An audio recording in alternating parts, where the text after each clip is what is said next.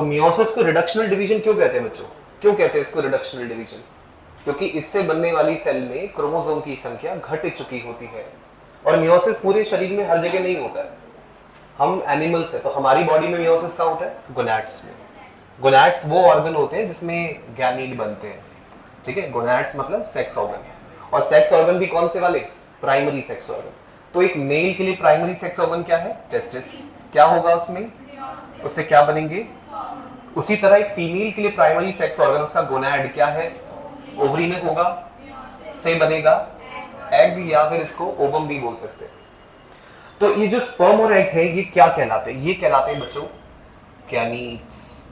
और गैमीट्स का हैप्लॉइड होना जरूरी है। क्यों जरूरी है? क्योंकि अगर गैमीट हैप्लॉइड होंगे तभी तो उनको मिलने से जाइगोट बनेगा डिप्लॉइड। और हम सब ऐसे ही बने हैं, हम सब की शुरुआत ऐसे ही हुई है। सर से लेके पांव तक बॉडी की हर सेल डिप्लॉइड होती है, नॉर्मल सेल होती है, जिसको सोमैटिक सेल बोलते हैं। क्या बोलते हैं बच्चों? या फिर vegetative cell, normal body cell. लेकिन केवल गोनैड वो जगह है बॉडी में जहां पे हैप्लॉइड सेल्स बनती है, यानी कि गैमीट्स बनते हैं। तो बॉयज के अंदर क्या बनते हैं? स्पर्म्स। गर्ल्स के अंदर एग। प्रोसेस वही है, कौन सा?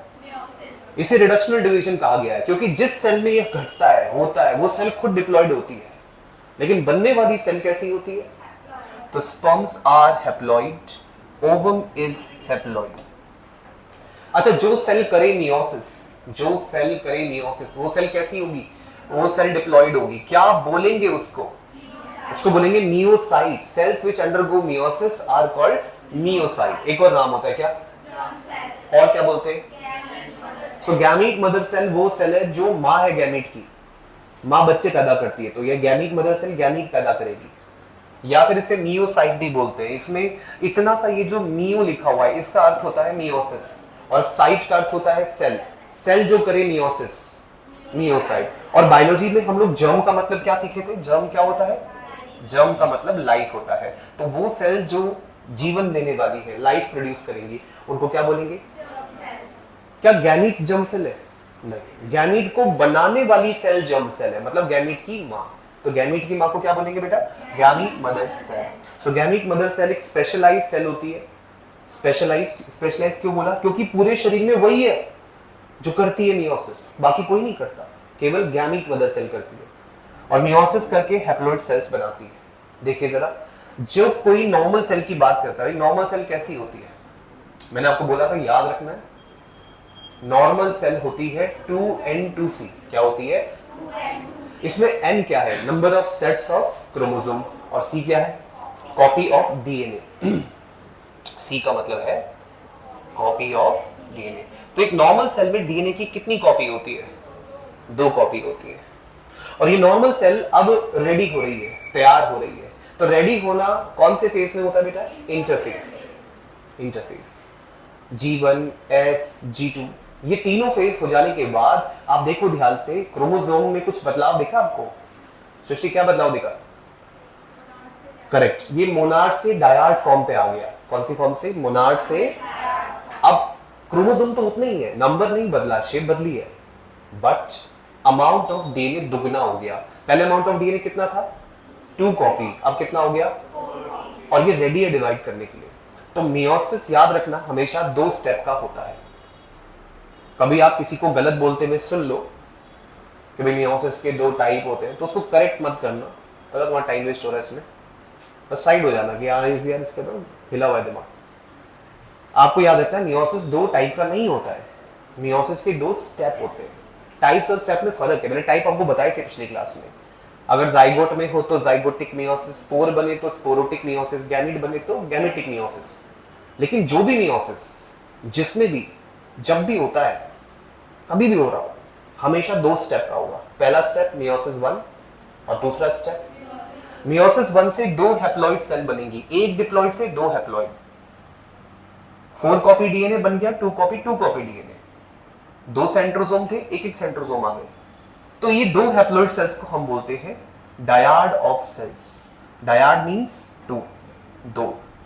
और यहां पे आप देखो 1 2 3 4 हैप्लॉइड सेल्स है, तो उसको बोलते हैं टेट्राड ऑफ सेल्स। क्या बोलते हैं इसको?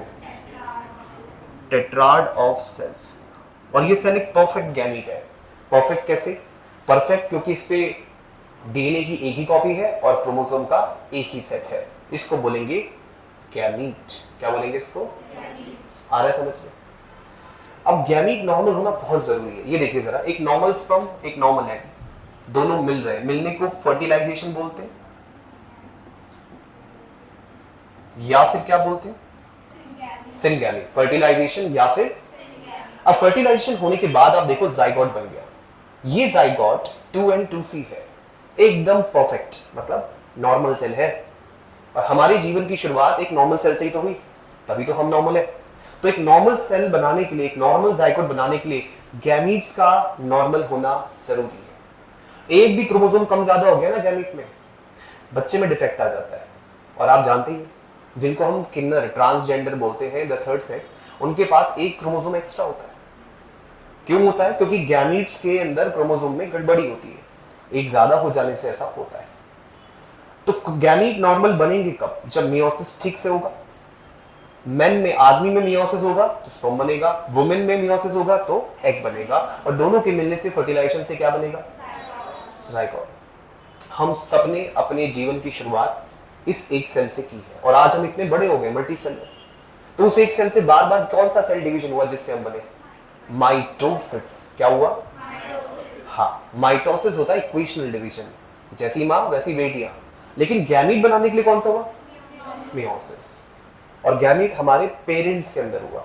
अब ये मियोसिस जो होता है 3 टाइप का होता है, लोकेशन के हिसाब से कि किस में हो रहा है।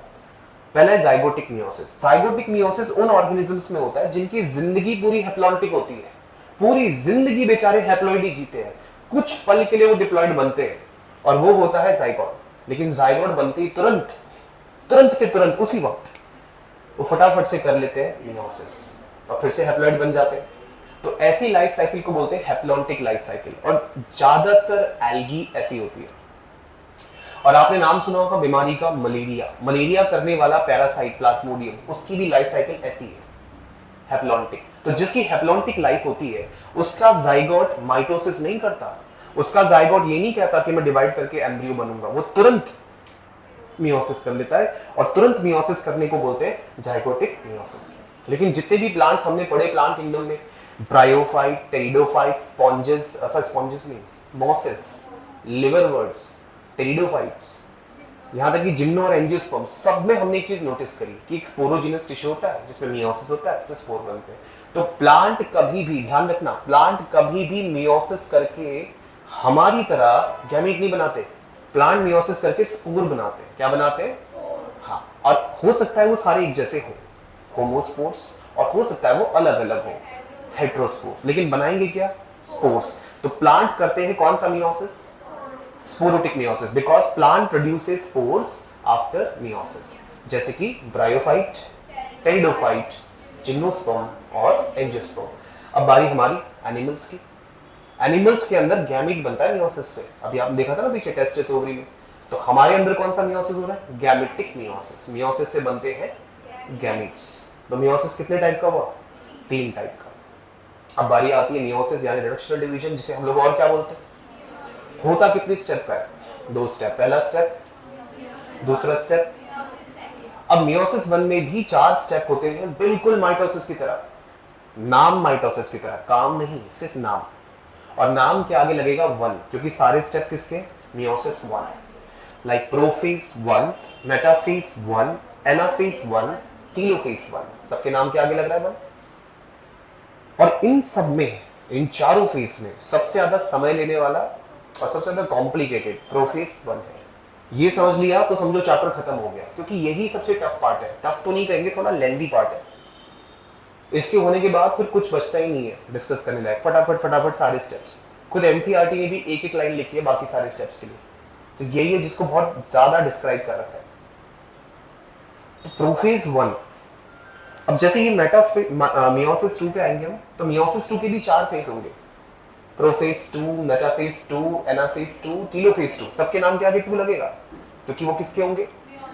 तो स्टार्ट करते हैं हम लोग मियोसिस, शुरू करते हैं मियोसिस 1 से, और पढ़ेंगे पहला फेज। चलो स्टार्ट करते हैं, क्या है प्रोफेज देखते हैं।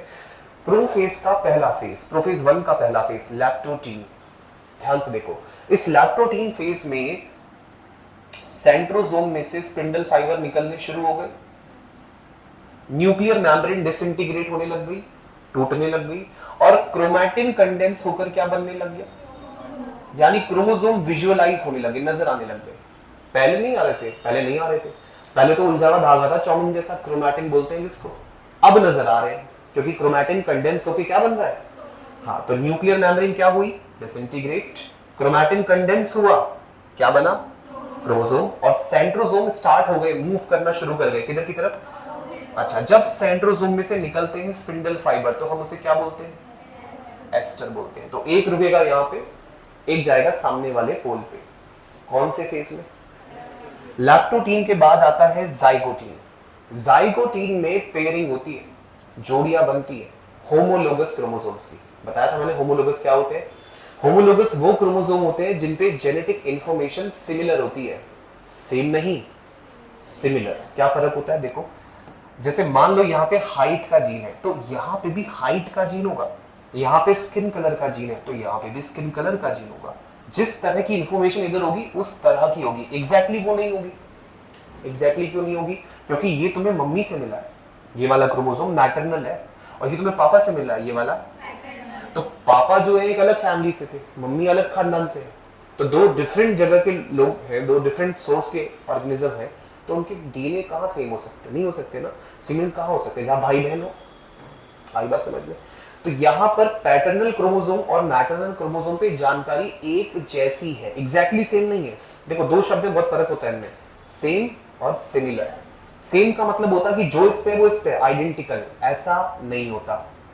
कहाँ होता है फिर ऐसा, ऐसा इधर होता है। देखो ये वाली सिस्टर क्रोमैटिड और ये वाली, ये दोनों सिस्टर्स पे जो इन्फॉर्मेशन होगी वो एग्जैक्टली सेम होगी। ऐसे ये दोनों ब्लू जो दिख रही है सिस्टर क्रोमैटिड, इन पे जो इन्फॉर्मेशन होगी वो एग्जैक्टली सेम होगी, लेकिन इस पिंक और ब्लू पे सेम नहीं होगी। हो सकता है यहाँ पे जो जीन है वो कैपिटल टी है, और हो सकता है यहाँ पे जो जीन है वो स्मॉल टी है, लेकिन होगा हाइट का भी, ये श्योर है। मतलब जानकारी एक ही तरह के कैरेक्टर की होगी। समझ में आया कुछ। तो ऐसे क्रोमोसोम्स को बोलते हैं क्या, होमोलोगस। ये हमेशा जोड़े में, पेयर में होते हैं। ऐसे आपके पास 23 है पापा से, और ऐसे आपके पास 23 मम्मी से है, तो टोटल 46 हो गए।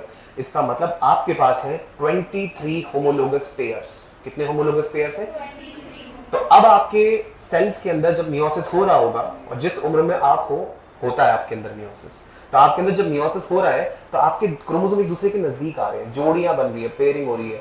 मान लो ये क्रोमोसोम नंबर 5 है तो ये 5 के पास आएगा, 6 है तो वो 6 के पास आएगा, 7 है तो वो 7 के पास आएगा, 11 है तो वो, यानी हर कोई अपने होमोलोगस पार्टनर के पास आएगा। ऐसा नहीं है कि 6 7 के साथ में लग के शुरू हो जाएगा कि चल भाई हम यही कर लेते हैं, मेरे को भी पार्टनर मिल रहा, तेरे को भी नहीं मिल रहा, लेट्स कोलैब, ऐसा कुछ नहीं होता। वो अपने अपने पार्टनर के ही पास आते हैं।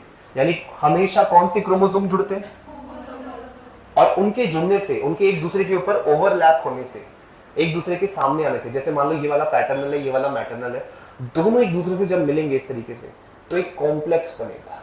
इस कॉम्प्लेक्स को बोलते हैं साइनेप्टोनीमल कॉम्प्लेक्स। क्या बोलते हैं इसको, ये किसके मिलने से बनता है, और ये कौन से फेज में होता है, जब क्रोमोसोम एक दूसरे की तरफ आते हैं तो उस प्रोसेस को क्या बोलते हैं, या फिर कौन पास आ रहा है, मैटरनल क्रोमोसोम पैटर्नल क्रोमोसोम के पास आ रहा है, प्रोसेस को क्या बोलेंगे, या, और ये कौन से फेज में हो रहा है, जब आ गए एक दूसरे के पास तो एक दूसरे को ओवरलैप करेंगे, ढक देंगे, और इससे बनेगा साइनेप्टोनीमल कॉम्प्लेक्स। इस साइनेप्टोनीमल कॉम्प्लेक्स के टोटल 3 नाम हैं। कितने नाम है इसके, देखो जरा क्या क्या नाम है। पहला नाम तो यही है, साइनेप्टोनीमल कॉम्प्लेक्स। दूसरा नाम है इसका बाइवेलेंट। क्या नाम है इसका, बाइवेलेंट। क्यों है, क्योंकि ये क्रोमोसोम कितने, 2, और एक क्रोमोसोम पे एक सेंट्रोमियर होता है। एक क्रोमोसोम पे, जैसे देखो इसका बेटा यहाँ पे एक सेंट्रोमियर है, और एक सेंट्रोमियर इसका है, तो कितने सेंट्रोमियर हो गए, तो इसीलिए स्ट्रक्चर का नाम क्या रख दिया, क्योंकि इसमें कितने सेंट्रोमियर है। अच्छा, यहां पे आप देखो जो ब्लू वाली है वो सिस्टर क्रोमैटिड है, और जो पिंक वाली है वो भी सिस्टर है। मतलब 2 क्रोमैटिड ब्लू की, 2 क्रोमैटिड पिंक की, टोटल कितनी क्रोमैटिड, तो 4 को क्या बोलेंगे, टेट्राड। टेट्राड मतलब 4। तो कितने नाम हो गए साइनेप्टोनीमल कॉम्प्लेक्स के, 3। पहला नाम, दूसरा नाम, तीसरा नाम आया समझ में? एक ही चीज के 3 नाम हो गए। अब आएगा वो फेज जिसकी वजह से सेक्सुअल रिप्रोडक्शन इतना फेमस है कि सेक्सुअल रिप्रोडक्शन बेटर है, सेक्सुअल से इससे वेरिएशंस आते हैं। 2 भाई एक जैसे नहीं होते, 2 बहनें एक जैसी नहीं होती, भाई बहन नहीं हो सकते एक जैसे, पेरेंट्स वही है, घर वही है, बच्चे भी वही हो रहे हैं, उसी हॉस्पिटल में हो रहे हैं, लेकिन हर बार प्रोडक्ट नया आ रहा है। ऐसा कैसे? ऐसे कौन से प्रोसेस से? पैकाइटिन वो प्रोसेस है जिसमें होता है रिकॉम्बिनेशन। क्या होता है? रिकॉम्बिनेशन को आप ऐसे समझ लो जैसे हम कार्ड्स खेलने से पहले कार्ड्स को शफल करते हैं, ताश की गड्डी को शफल करते हैं, तो उसी तरह गैमीट बनने से पहले क्रोमोसोम्स के बीच में डीएनए का एक्सचेंज होता है, और वो एक्सचेंज एक रैंडम प्रोसेस है। कैसा प्रोसेस है? रैंडम समझते हो, जो हर बार एक जैसा नहीं होता। तो ये रिकॉम्बिनेशन रैंडमली होता है बच्चों। कैसे होता है? आखिर ये होता किसके बीच में? देखो, सबसे पहले तो ये समझो कि हम पढ़ क्या रहे हैं। हम पढ़ रहे हैं मियोसिस। मियोसिस का सबसे पहला फेज मियोसिस 1, उसका पहला फेज प्रोफेज 1, उसका पहला फेज लैप्टोटीन। लैप्टोटीन में क्रोमोसोम नजर आए, जाइगोटीन में पास आए, कॉम्प्लेक्स बना। कौन सा कॉम्प्लेक्स? साइनेप्टोमीमल कॉम्प्लेक्स।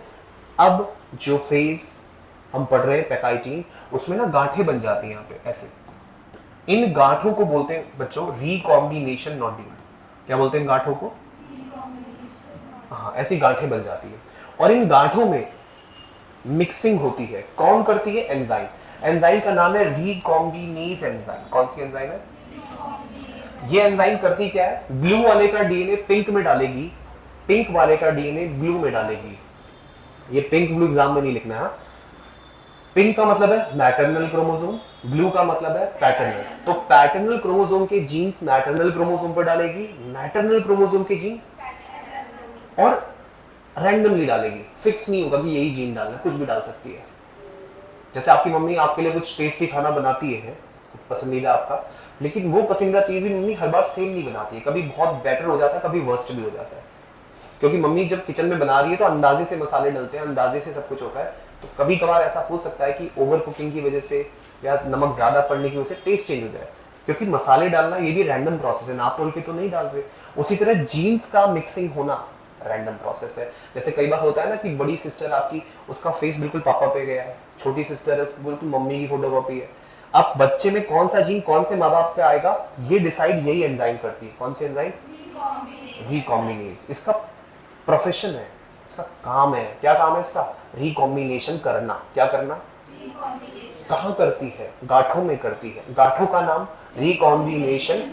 कैसा करती है? बोलो रैंडमली करती है। कैसे करती है? यानी हर बार एक जैसा हो सकता है, कुछ चेंज आ जाए, वेरिएशन आ जाए। और ये सच है, एक आदमी जो 300 मिलियन स्पर्म इजैकुलेट करता है सिंगल मेटिंग में, वो 300 के 300 मिलियन स्पर्म का डीएनए सेम नहीं होता। हर स्पर्म का डीएनए अलग होता है। गजब की बात है। तो किसकी वजह से होता है? पैकाइटिन। सो पैकाइटिन वो फेज है जिसमें क्रॉसिंग ओवर होती है। क्रॉसिंग ओवर का मतलब मिक्सिंग होती है। किसकी मिक्सिंग होती है? डीएनए की। लेकिन किसके बीच में? याद रखना, नॉन सिस्टर क्रोमैटिड्स के बीच में। किसके बीच में? हाँ, अच्छा, सिस्टर के बीच में करें तो कोई फायदा नहीं है। सिस्टर के बीच में आप रिकॉम्बिनेशन कर लो, पर चेंज थोड़ी आएगा। ये तो वही बात हो गई कि आपने कोका कोला में कोका कोला मिला दिया, फ्लेवर में चेंज नहीं आया। फैंटा में फैंटा मिला दिया, चेंज नहीं आया। मतलब पिंक को पिंक में मिक्स करने से कुछ होगा? नहीं। ब्लू को ब्लू में मिक्स करने से कुछ होगा?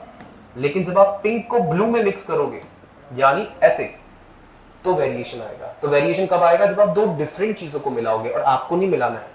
ये बैठी है ना एंजाइम, ये मिलाएगी। कौन सी एंजाइम?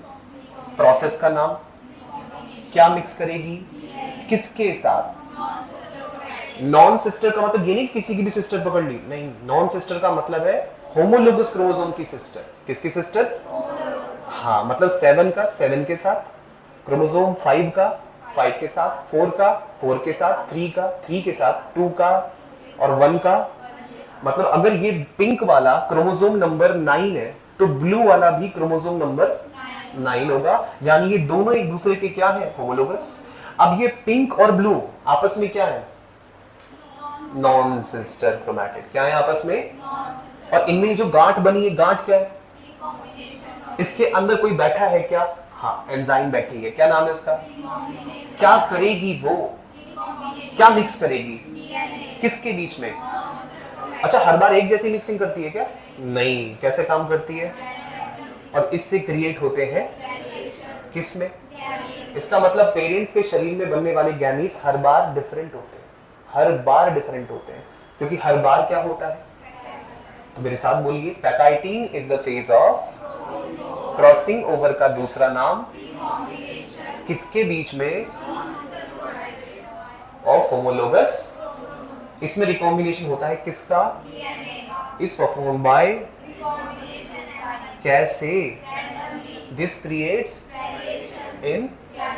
तो पैकाइटिन वो फेज है जिसकी वजह से वेरिएशंस आते हैं।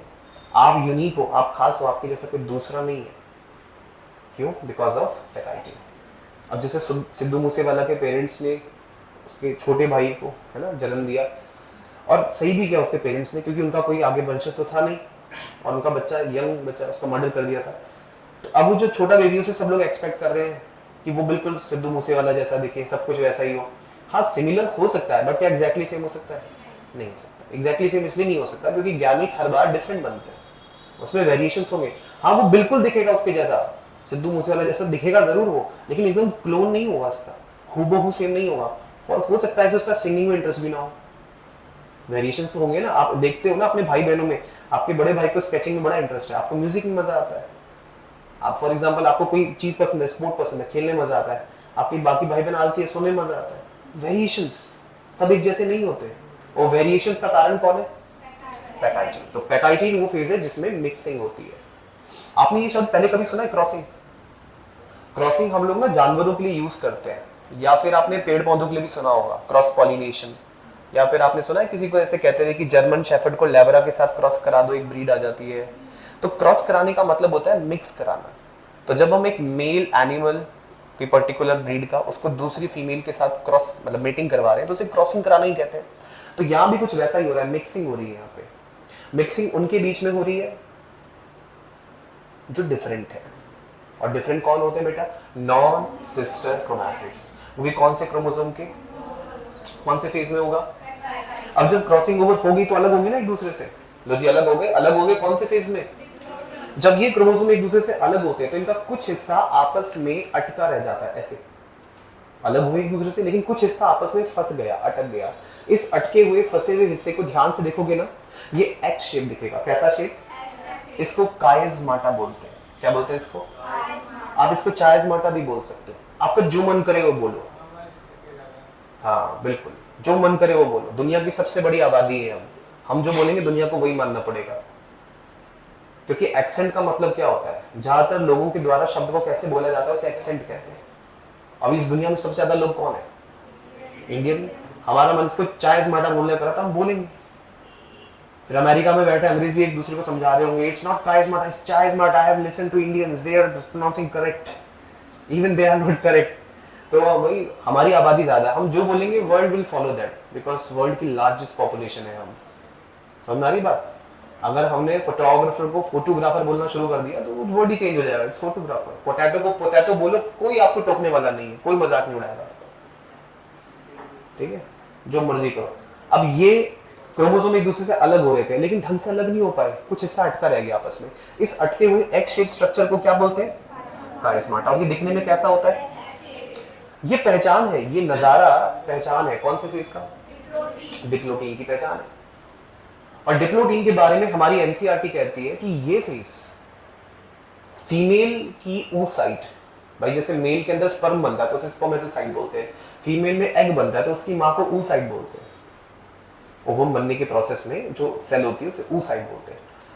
तो फीमेल्स के अंदर ओवम अगर देखा जाए तो वो इस फेज में अटक जाता है, कुछ महीने और कुछ साल भी अटक सकता है। महीने बोला गया है डॉग और कैट्स के लिए, और साल बोला गया है इंसानों के लिए। कैसे? देखिए, जब एक बच्ची जन्म लेती है ना तो उससे पहले ही वो डिप्लोटीन से पहले के फेज कर चुकी होती है। यानी लड़कियां जब अपनी माँ के अंदर होती है तो ये पैकाइटिन कर चुकी होती है। इसका मतलब ये हो गया कि हम सब के अंदर जो बदलाव है, जो वेरिएशंस है, वो सब हमारी नानी के अंदर हो गए थे। मतलब हम सबकी मम्मी पैदा होने से पहले ये कर चुकी है। बड़ी बात है। मतलब हम सब में जो यूनिकनेस है, जो वेरिएशंस है, हमारी नानी के अंदर ही आ गए थे जब नानी प्रेग्नेंट थी और हमारी माँ उनके अंदर डेवलप हो रही थी। लेकिन जब लड़की जन्म लेती है तो उसकी ओवरी में क्रोमोसोम इस तरीके के होते हैं, ओवरी के अंदर सेल्स होंगी, सेल्स में क्रोमोसोम ऐसे दिखेंगे। तो अगर एक न्यू बॉर्न गर्ल का ओवरी एग्जामिन किया जाए तो आपको ये नजारा मिलेगा। 5 साल की बच्ची का ओवरी एग्जामिन किया जाए तो ये नजारा मिलेगा। 10 साल की हो जाएगी तो भी उसकी ओवरी एग्जामिन करोगे, यही नजारा नजर आएगा। कब तक? जब तक उसको मेंस्ट्रुअल साइकिल स्टार्ट नहीं होती, उसको प्यूबर्टी नहीं आती। क्योंकि पैदा होने से प्यूबर्टी आने के बीच में 10-11 साल का वक्त है। उस 10-11 साल तक कोई भी रिप्रोडक्शन वाली एक्टिविटी उसके शरीर में नहीं होती, प्रोसेस रुका रहता है। कौन सी स्टेज में? डिप्लोटीन। इसीलिए हमारी एनसीईआरटी में लिखा है कि डिप्लोटीन ये वो फेज है which can last from several months two years in oocytes of vertebrates. Vertebrate कौन हुए? हम लोग, रीढ़ की हड्डी वाले। और oocyte मतलब जिससे ओवम बनता है। तो एक 6 साल की अगर बच्ची है तो उसकी ओवरी के अंदर मियोसिस चल रहा होगा या रुका हुआ होगा? रुका हुआ होगा। कौन से फेज में रुका हुआ होगा? और अगर माइक्रोस्कोप में देखेंगे तो हमें ये दिखाई देगा। क्या आया समझ में? इसके बाद ये पूरी तरह अलग हो जाएंगे। और पूरी तरह अलग होने को क्या बोलते हैं? डायाकाइनेसिस। पूरी तरह अलग होने को क्या बोलेंगे? तो इसको बोलेंगे हम लोग टर्मिनलाइजेशन ऑफ कायस्माटा। टर्मिनलाइजेशन का मतलब होता है किसी चीज का अंत करना। तो किसका अंत कर दिया? तो कायस्माटा खत्म, क्रोमोसोम पूरी तरह अलग। कौन से क्रोमोसोम? लेकिन ध्यान से देखो, इनमें कुछ कलर चेंज है। पिंक वाले पे कुछ ब्लू आया है, ब्लू वाले पे कुछ। रियलिटी में ऐसा कुछ नहीं होता। आप 11th क्लास में हो, बायो पढ़नी शुरू की है, अभी बिगिनर लेवल पे हो, तो आप लोग का इंटरेस्ट बना रहे और आपको चीजें समझ में आती रहे। इसीलिए टीचर्स का, पब्लिशर्स का जो बुक बनाते हैं उन सबका एक काम है कि आपको चीजें इजी करके समझाए। तो आप अगर माइक्रोस्कोप से देखोगे ना क्रोमोसोम को, तो आपको ऐसा पहली बात तो कोई कलर नजर नहीं आएगा और ये पे ये चेंज भी नजर नहीं आएगा। इसे आपको समझाने के लिए दिखा रखा है कि भाई देखो, इस पे ये ब्लू वाले का कुछ हिस्सा आ चुका है और देखो ब्लू वाले पे कुछ पिंक वाले का, यानी कि मैटरनल क्रोमोसोम का हिस्सा आ चुका है। अब ये दोनों एक दूसरे से अलग दिख रहे हैं, दूर दूर खड़े, लेकिन इन पे हुआ ये कलर चेंज ये बताता है कि इन्होंने आपस में कुछ एक्सचेंज किया है। और आप जानते हो ना क्या एक्सचेंज किया है? डीएनए एक्सचेंज किया है। और इस प्रोसेस को क्या बोलते थे? रिकॉम्बिनेशन किया है। इसीलिए इन क्रोमोसोम्स को क्या बोलेंगे? रिकॉम्बिनेंट क्रोमोसोम, क्योंकि इनमें हो चुका है रिकॉम्बिनेशन। और डायकाइनेसिस के साथ ही कौन सा फेज पूरा हो गया? प्रोफेज 1 पूरा हो गया बच्चों। क्या पूरा हो गया? तो प्रोफेज 1 के कितने फेज हुए? 5। लैप्टोटीन, साइगोटीन, पैकाइटीन, डिप्लोटीन। एक बार फिर से बोलो।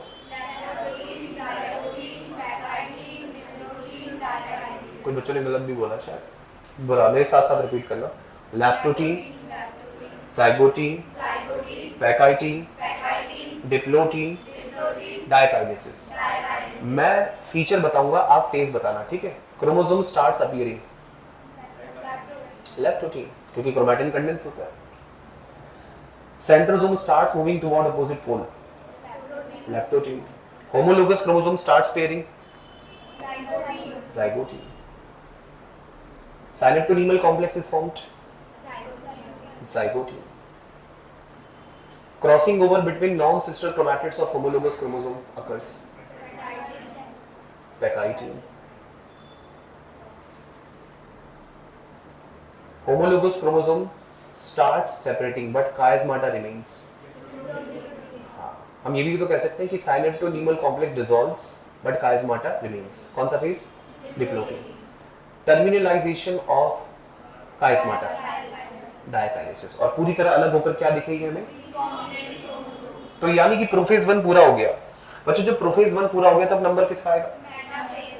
प्रोफेज 1 पूरा हो गया तो अब नंबर आएगा मेटाफेज 1 का।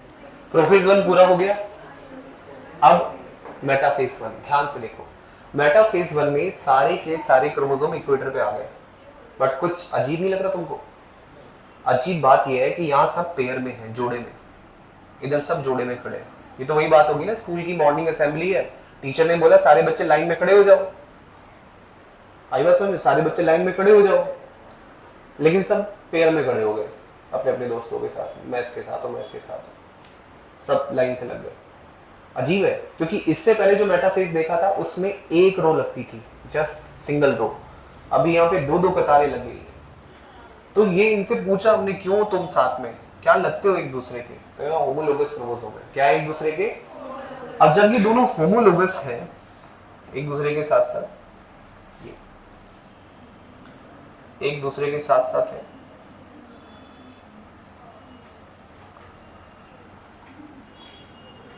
एनसीईआरटी ने पता क्या बोला इसको, देखो बुक में लिखा है बाइवेलेंट। तो क्रोमोसोम किसके रूप में खड़े हो गए, बाइवेलेंट, बाइवेलेंट के रूप में साथ साथ खड़े हो गए, bivalent bivalent bivalent bivalent bivalent bivalent, इस तरीके से। और ये जो फाइबर ऊपर से आ रहा है ग्रीन कलर का, ये कौन है, ये है स्पिंडल फाइबर। और ये कौन है भाई, ये है सेंट्रोसोम। और सारे के सारे क्रोमोसोम बाइवेलेंट बाइवेलेंट, सब बाइवेलेंट और टेट्राड के रूप में है। क्या बाइवेलेंट और टेट्राड दो अलग चीजें, नहीं, एक ही चीज के दो नाम है। तो आप इसको बाइवेलेंट भी बोल सकते हैं। और तो ये नजारा कौन से फेज का है, वन, वन जरूर बोलना, सिर्फ मेटाफेज बोलोगे तो माइटोसिस में चले जाएगा।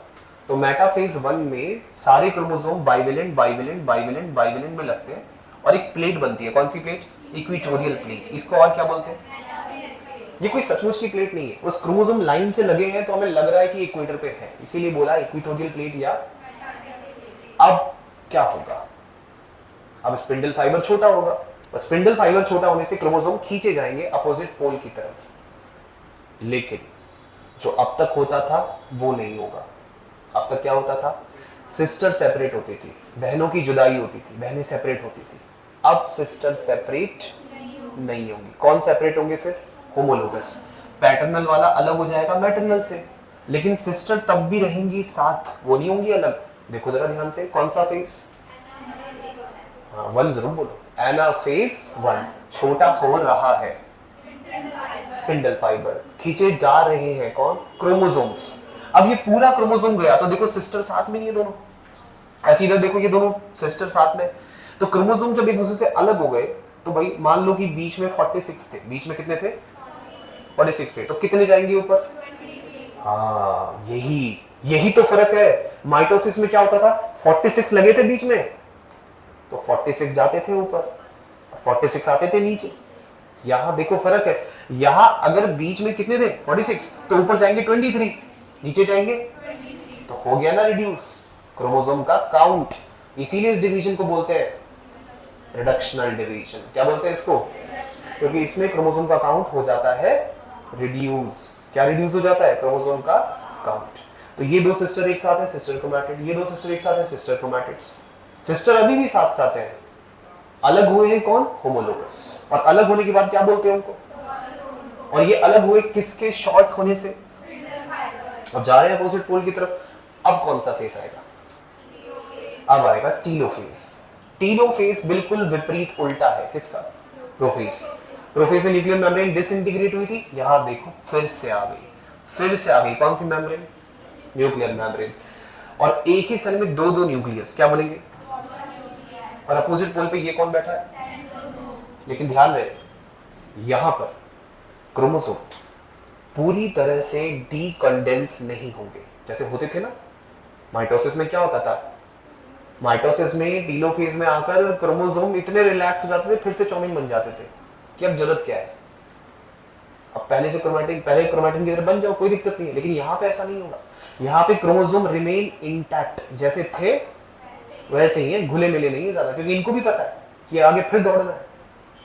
अब एक सेल में कितने न्यूक्लियस हैं, दो, and such a cell is called dikaryon. क्या बोलेंगे इसको, अब इसका साइटोप्लाज्म दो हिस्सों में बटेगा, प्रोसेस का नाम, और बनेंगी दो सेल जिसको बोलेंगे डायड ऑफ सेल्स। क्या बोलेंगे, ये दोनों ही सेल, ये दोनों ही सेल हैप्लॉइड है, ध्यान से देखो कैसी है। बट बताओ क्या ये परफेक्ट गैमीट बन गए, क्यों भाई, परफेक्ट गैमीट कैसा होता है, परफेक्ट गैमीट वैसा होता है जिसमें 1 कॉपी ऑफ डीएनए हो और 1 सेट ऑफ क्रोमोसोम हो। हाँ 1 सेट ऑफ क्रोमोसोम तो है, okay okay, but 2 copy of DNA not okay. इसका मतलब अभी हमें डीएनए आधा करना है, तो क्या करना बाकी है, मियोसिस सेकंड करना बाकी है। क्या करना बाकी है, लेकिन याद रखिए जैसे सेल डिवीजन से पहले तैयारियां होती है, माइटोसिस से पहले तैयारियां होती हैं, इंटरफेज आता है, मियोसिस से पहले तैयारियां होती है, इंटरफेज आता है, वैसे ही मियोसिस 1 और मियोसिस 2 के बीच में इंटरफेज नहीं आता। यही अजीब है और खास है क्या, कि मियोसिस 1 और मियोसिस 2 के बीच में देयर इज नो गैप, कोई इंटरवल नहीं है, कोई रिलैक्स होने का टाइम नहीं है, कोई प्रिपरेशन का टाइम नहीं, जो जैसा है वैसा ही बटेगा। ये बड़ी अजीब चीज है जिसकी वजह से मियोसिस डिफरेंट हो जाता है। तो अब देखो 2 कॉपी ऑफ डीएनए है, बटेगा तो कितने में बटेगा? 1 कॉपी 1 कॉपी। सेंट्रोसोम में सेंट्रियोल कितने हैं? सेंट्रोसोम में सेंट्रियोल 2 है ना, तो ये दोनों सेंट्रियोल अलग अलग हो जाएंगे। देखो क्या होता है, मियोसिस 1 और मियोसिस 2 के बीच में कोई डीएनए डबल नहीं होता, कोई सेंट्रोसोम का डुप्लीकेशन नहीं होता, किसी चीज की तैयारी नहीं होती, जो जैसा है वैसे ही बटेगा। तो इसका मतलब मियोसिस 1 और मियोसिस 2 के बीच में देयर इज नो प्रिपरेशन। तो हमने इसके लिए एक शब्द दिया है, वो वर्ड है इंटरकाइनेसिस। क्या वर्ड है?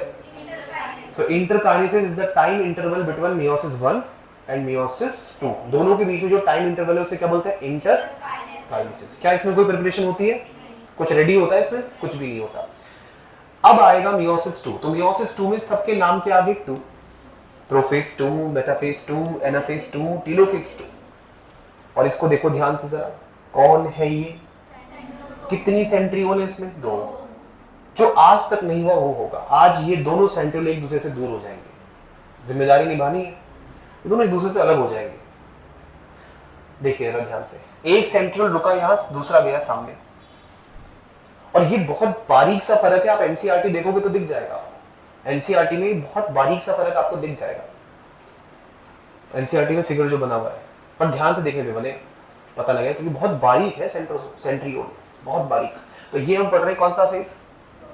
Prophase second. कौन सी मेम्ब्रेन टूटने लगी बेटा? Nuclear membrane. और क्रोमैटिन क्या बन गया? और अपोजिट पोल पे कौन रह गया? और दूसरा सेंट्रियोल चला गया सामने वाले पोल पे। वही हो रहा है जो प्रोफेज में होता है, लेकिन मजबूरी देख रहे हो, कुछ भी डबल नहीं था, जो जैसा है वैसे ही बांटना पड़ा। सेंट्रोसोम डबल थोड़ी थे, सेंट्रोसोम के ही 2 हिस्से करने पड़े, एक सेंट्रियोल यहां एक नीचे। अब आया मेटाफेज 2। मेटाफेज 2 बिल्कुल माइटोसिस के मेटाफेज जैसा है। यहां पे क्रोमोसोम एक सिंगल रो में लगे हैं, एक सिंगल रो। क्या बोलेंगे इस रो को? Equatorial plane. जोर से बोलिए, क्या बोलेंगे? या फिर मेटाफेज प्लेट। और हर क्रोमोसोम दोनों पोल से जुड़ा है, कौन से फाइबर की वजह से? और क्रोमोसोम पे आपको पता होगा, यहाँ पे क्रोमोसोम पे डिस्क लाइक स्ट्रक्चर्स होते हैं जिन्हें बोलते हैं काइनेटोकोर। क्या बोलते हैं? दोनों तरफ से जुड़ा हुआ है। स्पिंडल फाइबर लगातार छोटा हो रहा है, तो स्पिंडल फाइबर छोटा होने से सारा जोर किस पे पड़ रहा है? क्रोमोसोम के सेंट्रोमियर पे। ये नजारा कौन से फेज का है? लेकिन अभी देखो दोनों साथ साथ है। कौन? अब होगी ये सेपरेट, अब तक नहीं हुई ना, अब होगी। तो मेटाफेज 2 बहुत ज्यादा किसके जैसा लग रहा है? माइटोसिस के मेटाफेज जैसा। तो फर्क क्या है? फर्क देखो क्या है। फर्क पहला तो ये है कि माइटोसिस में, मेटाफेज में सेंट्रोसोम होता है पूरा, यहां सेंट्रियोल है। दूसरा फर्क, माइटोसिस के मेटाफेज में डिप्लॉइड नंबर ऑफ क्रोमोसोम होते हैं, यहाँ पे हैप्लॉइड नंबर है। आ रहा है समझ में? और माइटोसिस में जो क्रोमोसोम होते हैं वो बिल्कुल एज इट इज होते हैं, बिना छेड़छाड़ किए। ये सब छेड़छाड़ करवा के आए, ये कॉम्बिनेशन करवा के आए, ये सब इनमें कलर चेंज होगा थोड़ा थोड़ा। अब मेटाफेज 2 के बाद क्या आएगा बच्चों? एनाफेज 2। कौन सा फाइबर शॉर्ट होगा और कौन सेपरेट हो गई? सिस्टर्स। जो अब तक नहीं हुआ वो अब होगा। सिस्टर्स सेपरेट हो गई, बहनें जुदा हो गई एक दूसरे से। कौन सी क्रोमैटिड? Sister chromatid. और सिस्टर क्रोमैटिड अलग होके क्या कहलाती है? तो अगर 23 थे यहां, तो ऊपर जाएंगे कितने? 23। नीचे कितने आएंगे? यानी हैप्लॉइड नंबर ऑफ क्रोमोसोम अगर बीच में थे, हैप्लॉइड नंबर थे 23 थे, तो हैप्लॉइड नंबर 23 ऊपर जाएंगे और 23 नीचे आएंगे। कौन से फेज में? एनाफेज में। किसके शॉर्ट होने से हो रहा है ये?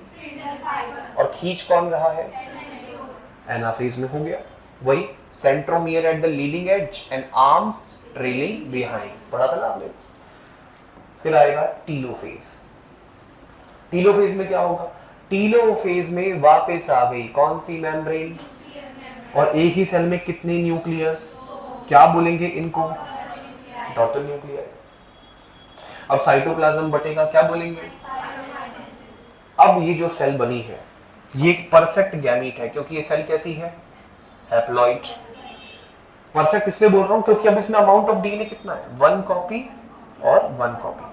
गैमीट ऐसा ही तो होता है, याद करो हमने स्टार्टिंग में जब गैमीट वैसे ही तो थे, n number of chromosome and 1 copy of DNA, n number of chromosome 1 copy of तो हम बना चुके हैं एक नॉर्मल गैमीट। लेकिन नॉर्मल गैमीट जो बने हैं बच्चों, क्या ये सिर्फ 2 बने होंगे? नहीं, 4 बने होंगे। 4 क्यों बने होंगे?